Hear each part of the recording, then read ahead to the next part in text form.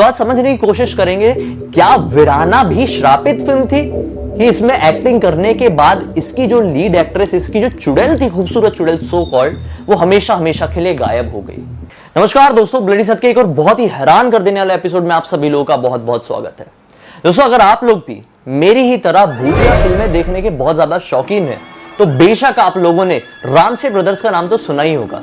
और अगर आप लोग 90s की जनरेशन है तो जरूर सुना होगा, क्योंकि रामसे ने ही इंडियन टेलीविजन इंडस्ट्री में पहली बार भूतिया सीरियल्स का कंसेप्ट लेकर आया था, जिसके बाद हम लोगों ने जी हॉरर शो, अनहोनी जैसे सीरियल्स देखे।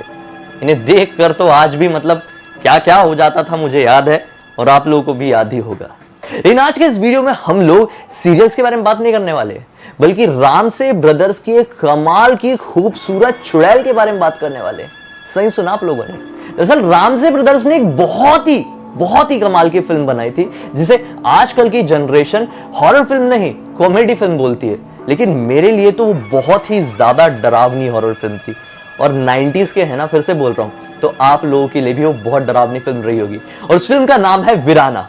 और वीराना फिल्म में ही एक बहुत ही खूबसूरत चुड़ैल थी, जिसका नाम था जैस्मीन। जैस्मीन इतनी ज्यादा खूबसूरत थी ना कि जब वीराना फिल्म रिलीज हुई तो फिल्म और उनके अभिनय से ज्यादा उनकी खूबसूरती के चर्चे हुए थे। लोग कहने लगे थे कि पहली बार भाई बॉलीवुड इंडस्ट्री में ना ऐसी कोई लड़की को लेके आए हैं जिसे देखकर डर भी आ रहा है और अच्छा भी लग रहा है कि इतनी खूबसूरत लड़की स्क्रीन पर आई है। दोस्तों, जैस्मीन ने इतनी कमाल की एक्टिंग की थी, इतनी कमाल की उनकी स्क्रीन प्रेजेंस थी कि मैं सच बता रहा हूं, अगर आज वो इंडस्ट्री से, मुंबई से सबकी नजरों से गायब नहीं हुई होती तो आज के टाइम की बहुत फेमस एक्ट्रेस वो रहती। सही सुना आप लोगों ने, गायब हो चुकी है। आप सभी लोगों को तो पता ही होगा ना, तभी तो ये वीडियो देख रहे हैं। लेकिन सवाल ये उठता है कि जैस्मीन इतनी जल्दी इतने कामयाबी के सीढ़ियों पर चढ़ गई थी, तो फिर ये गायब क्यों हो गई? सोचने वाली बात है ना। ऐसी एक्ट्रेस जिसके चर्चे फिल्म से और उसकी एक्टिंग से भी ज्यादा हो रहे हैं, वो क्यों इस तरह से आंखों से ओझल हो गई? वो आज ना ही किसी सोशल मीडिया प्लेटफॉर्म में है, ना ही किसी अखबार में, ना ही किसी मीडिया चैनल में उनके चर्चे हैं, ना ही कभी उन्हें किसी ने देखा है। यहां तक कि उनका असली नाम भी किसी को नहीं पता। लोग यही सोचते हैं कि फिल्म में जैस्मीन नाम था तो असल में भी उनका नाम जैस्मीन ही होगा।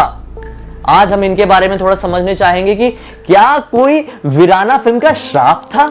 क्योंकि मैं तो आप लोगों को बताते रहता हूं, और बहुत सारे लोग बताते रहते हैं ना कि जो भूतिया फिल्म के सेट होते हैं और भूतिया फिल्म जो होती है वो श्रापित हो जाती है और उनसे जुड़े हुए लोगों के साथ अजीब अजीब सी दुर्घटनाएं हो जाती है और इसी तरह से वो लोग गायब हो जाते हैं। तो आज समझने की कोशिश करेंगे, क्या वीराना भी श्रापित फिल्म थी कि इसमें एक्टिंग करने के बाद इसकी जो लीड एक्ट्रेस, इसकी जो चुड़ैल थी, खूबसूरत चुड़ैल सो कॉल्ड, वो हमेशा हमेशा के लिए गायब हो गई।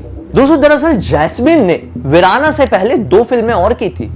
एक फिल्म का नाम था सरकारी मेहमान, जो 1979 में आई थी, और एक फिल्म का नाम था डाइवोर्स, जो कि 1984 में आई थी। दरअसल ये दोनों फिल्म के डायरेक्टर और प्रोड्यूसर एक ही थे, एनडी कोठारी। और एनडी कोठारी ने ही जैस्मीन को विजेंद्र घाटगे से मिलाया था। विजेंद्र घाटगे उस जमाने के अच्छे खासे वेल एस्टेब्लिश्ड एक्टर थे। दरअसल डाइवोर्स में वो उनके अपोजिट में थे। दरअसल विजेंद्र घाटगे ने 1980 में डाइवोर्स करने से पहले गेस्ट हाउस नाम की रामसे ब्रदर्स की फिल्म की थी, और फिर उन्हें पता चला था कि रामसे ब्रदर्स एक वीराना नाम की फिल्म बना रहे हैं, जिसके लिए उन्होंने अभी से ही एक बहुत ही खूबसूरत चुड़ैल की तलाश शुरू कर दी है। अब ये बात विजेंद्र घाटगे के दिमाग में थी। अब जब उनकी मुलाकात डाइवोर्स में जैस्मीन से हुई तो वो समझ गए कि रामसे ब्रदर्स की तलाश खत्म होने वाली है। और विजेंद्र घाटगे ने जैस्मीन को रामसे ब्रदर्स से मिलवा दिया, और फिर इसके बाद एक छोटा सा ऑडिशन हुआ और जैस्मीन इनकी फिल्म के लिए फाइनल हो गई। फिल्म बनी और फिल्म में इनका स्क्रीन प्रेजेंस ऐसा रहा ना कि आज तक कोई नहीं भूल पाया है वो खूबसूरत चुड़ैल की नीली नीली आंखें। जी हां दोस्तों, लेकिन फिल्म के रिलीज होने के बाद 2 कंट्रोवर्सी निकल के सामने आई, 2 कंसेप्ट आए, 2 थ्योरीज आई कह लो। एक थ्योरी ये कहती है कि फिल्म की रिलीज होने के बाद जो अंडरवर्ल्ड था, सो कॉल्ड अंडरवर्ल्ड, जिसका बहुत ही क्लोज रिलेशन बॉलीवुड के साथ है, वहां से बुलावा आने लगा जैस्मीन के लिए। नॉन स्टॉप कॉल्स आते थे, नॉन स्टॉप धमकियां आती थी कि तुम हमारे साथ आके रहो, तुम्हें बॉलीवुड में काम करने की कोई जरूरत नहीं है, जैसा मंदाकिनी के साथ हुआ था, राम तेली गंगा मैली वाली। मंदाकिनी की खूबसूरती के भी बहुत ज्यादा चर्चे हुए थे, लेकिन उससे कुछ टाइम बाद मंदाकिनी इंडस्ट्री से गायब हो गई। और फिर कुछ टाइम बाद मंदाकिनी कहां दिखाई दी, आप लोग तो बहुत अच्छे से जानते ही होंगे। तो क्या सचमुच में जैस्मीन को भी इस तरह से कॉल आए होंगे? बेशक आए होंगे, मुझे लगता है पॉसिबल है, क्योंकि दोस्तों बॉलीवुड से अंडरवर्ल्ड का रिलेशन लोग कहते हैं, मैं नहीं, लोग कहते हैं बहुत पुराना है। हमें क्या सच्चाई पता, हम तो बस आप लोगों के सामने रखने की कोशिश कर रहे हैं। खैर, जब उन्हें ये फिल्म के बाद बहुत ज्यादा कॉल्स आने लगे तो वो बहुत ज्यादा घबरा गई, क्योंकि वो इंडस्ट्री से बाहर से आई थी, सीधी सादी लड़की थी, आम जिंदगी जीने वाली लड़की थी, बड़ी मेहनत से उसने तीसरी फिल्म की थी।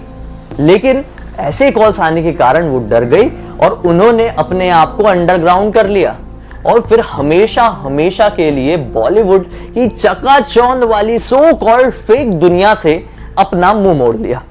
और फिर उसके बाद ना ही वो किसी सोशल मीडिया प्लेटफॉर्म में आई, क्योंकि उन्हें डर था अगर मैं दिख जाऊंगी तो ना जाने किस तरह का नुकसान मुझे पहुंचा देंगे, क्योंकि वहां से धमकियां आ रही थी, तुम्हारी जिंदगी भी खराब कर देंगे। डर गई थी वो, इसलिए ना ही किसी मीडिया चैनल के सामने आई और ना ही उन्होंने किसी न्यूज़पेपर को अपना इंटरव्यू देने के लिए सही समझा। दूसरी थ्योरी क्या कहती है? दूसरी थ्योरी ये कहती है कि अंडरवर्ल्ड के बैक टू बैक कॉल्स आने की वजह से उन्होंने एक लंदन के बिजनेसमैन से शादी कर ली और वो हमेशा हमेशा के लिए लंदन में ही सेटल हो गई और कभी उन्होंने मुंबई की शक्ल भी नहीं देखी है फिल्म रिलीज होने के बाद। कुछ लोग ये भी कहते हैं कि वो अभी जॉर्डन में रहती है और वहां पर एक डांस टीचर के तौर पर काम कर रही है। लेकिन दोस्तों 2017 में एक प्रेस कॉन्फ्रेंस हो रही थी, वो प्रेस कॉन्फ्रेंस किसी और की नहीं बल्कि रामसे ब्रदर्स में से श्याम रामसे की थी। श्याम रामसे से ये सवाल पूछा गया कि आखिर कहां चली गई आपकी वीराना फिल्म की इतनी खूबसूरत एक्ट्रेस?